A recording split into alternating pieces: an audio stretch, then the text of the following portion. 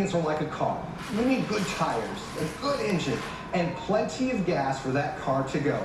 And warm waters are a hurricane's fuel, and it can rapidly intensify hurricanes. What's up, good people? Thank you so much for tuning into my channel today. I'm sorry that I look like this. I just finished running, but I wanted to come in and do a hurricane prep for this year, 2022. I did one last year, but I definitely have some things that I want to add on to that.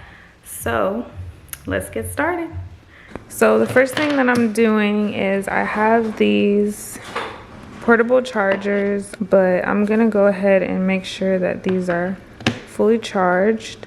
Okay, so while I have both of these two charging, I want to show y'all this hand crank radio that I got from Amazon. With the hand crank radio, it has your AM setting, your FM setting, and then your weather broadcasting. I think that's what WB stands for. And what you do is you just go like that basically to turn it on. And then this right here is going to show your AM dial, your FM dial numbers, and then way at the top your WB dial numbers. So the first thing that you need to do is check what your local radio stations are that broadcast like all the emergency notices and everything. And the cool thing about a hand crank radio is that you basically crank it like that and it gives it like all the power and juice that it needs to just keep going, regardless of if you have battery or not. If you do have battery, you put it in there, but we don't need battery. It also has a solar panel right here where it can get power. It also has a plug in, plug out right here, so you can give it power through here, and then you can allow it to give power through here. So like to your cell phone or whatever device. Yeah, this is a very useful tool. And then you also have a flashlight right here. And it comes with this clip thing that you can just clip to your pants. So overall, I recommend that you get a hand crank radio. It doesn't have to be this one, but this one is really good and it was very affordable. I'm gonna put the link in the description if you want to get this one. Another setting that it has is, oh shoot, I didn't even know it did that. It has this SOS setting, so apparently that's like an alarm, but we're not gonna mess with that. Oh, and then I forgot to add that it does have like an antenna for I guess just extra reception, whatever. But yeah, this is a must-have for anybody. I would say anybody in hurricane prone areas, but I think everybody in general needs to have this because stuff goes down everywhere. All right, so I moved to the pantry. We're in the pantry now, and before I get to the food and water, I want to emphasize the need for paper plates and utensils and cups. If your power goes out, you're definitely not going to be wanting to have a pile of dishes. So always have a good amount of paper plates, fancy paper plates, plastic utensils, stuff to like grill on, and then we have a bunch of plastic cups right there. Next, you want to have plenty of water. We always keep plenty of water. You want to have about, they say 3 gallons a day per person. And also, I think they say that you need 1 gallon per pet. So don't forget about your pets. So I just keep as much as I can comfortably store, which is 8 40 pack cases of water.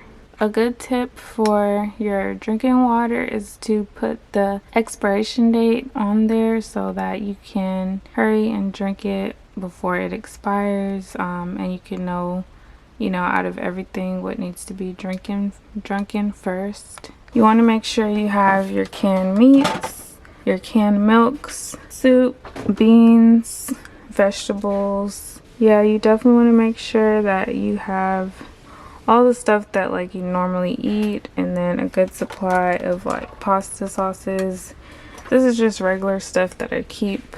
Up here at the way top of my pantry where most people can't reach is where I keep my emergency snacks and everything. So I'm gonna pull that down. So this is just what I have right now. I have some granola bars, some cereal bars, peanut butter, a few bags of extra chips, fruit snacks, things that I can just like kind of just throw in a bag and we can go. Also, way back here in the way back, I make sure that I keep some shelf stable milk in case the power goes out. This is almond milk.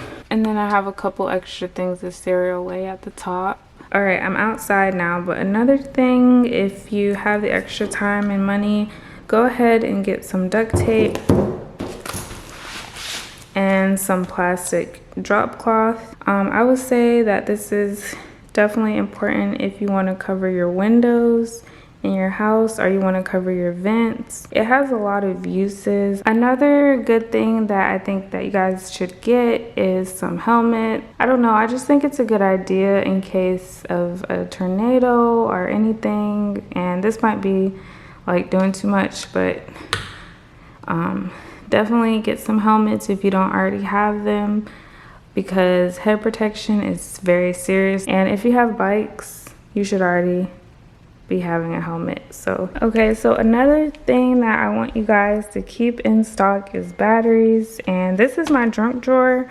Check out my junk drawer organization video if you haven't seen it, but I added this little sticker just to remind my husband not to just throw stuff in here any kind of way.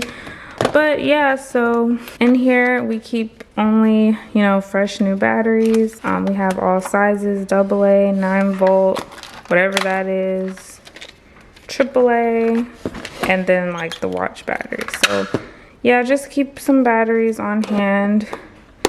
You also want to make sure that you have your first aid kit along with some alcohol and hydrogen peroxide. One cool thing that I did this year was I got some of this sterile alcohol swabs, and it's literally like alcohol swabs, like individual alcohol swabs, and I did this so that I wouldn't have to like put alcohol on a cotton pad and increase my risk of cross-contamination. And then of course you want to make sure you have some gloves just in case it's like a real medical emergency. What we have here is a document safe. This is also from Amazon, and this is just where you keep your just important documents, and it is supposedly fire safe and water safe. Okay, and then the next thing you want to make sure you do is keep some cash and low denominations in case something happens where you need like quick access. Another thing that people often forget, which is super important, is to take pictures and video of your house now. Just go around your house and just take inventory, specifically with photos and videos of everything that you have in your home in case you need to file an insurance claim. You have that proof and evidence of what your house looked like before, inside and out. You also want to review your insurance policy, because by the time something happens and you realize that your insurance is crap, it's going to be too late. So definitely go ahead and review all your insurance now. And make sure that everything is how you want it to be, the coverage, the deductibles, everything like that. You also want to get to know your neighbors. I mentioned this in last year's video. You definitely want to get to know your neighbors, just in case they might need you or you might need them type stuff. You also want to have like family numbers, like for somewhere, like for instance, I might know my mom's number, my husband might know his mom's number, but we don't know each other's mom or family members' numbers. So that's something that you definitely, this is something else that I implemented, is to have a safe meeting place. So like if me and my husband are somewhere and something happens catastrophic, we have a meeting place that we are going to meet at. like a safe place, a meeting place. Get with your loved ones and the ones that you want to be with when, you know, something might happen, and just decide where y'all gonna go, because if you don't have access to like if the phone towers go down and you don't have access to communicate with them, then you need to find a way. So you need to know now, where is everybody gonna meet at? So yeah, that's everything that I have for you guys today. Thank you so much for tuning into my channel, and I'll see you next time. Peace.